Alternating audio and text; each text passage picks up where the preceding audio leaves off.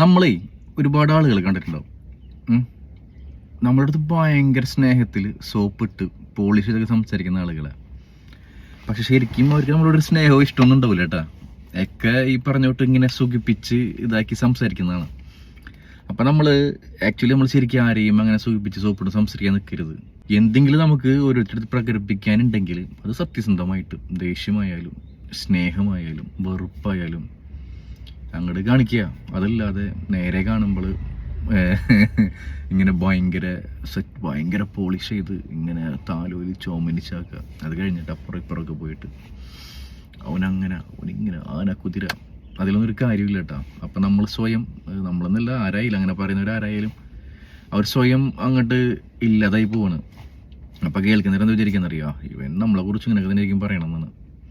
അപ്പോൾ നമുക്ക് എന്തുണ്ടെങ്കിലും നമ്മൾ യഥാർത്ഥത്തിൽ നമുക്ക് എന്താണ് അവരോടുള്ളത് അതുപോലെ അങ്ങോട്ട് പ്രകടിപ്പിക്കുക.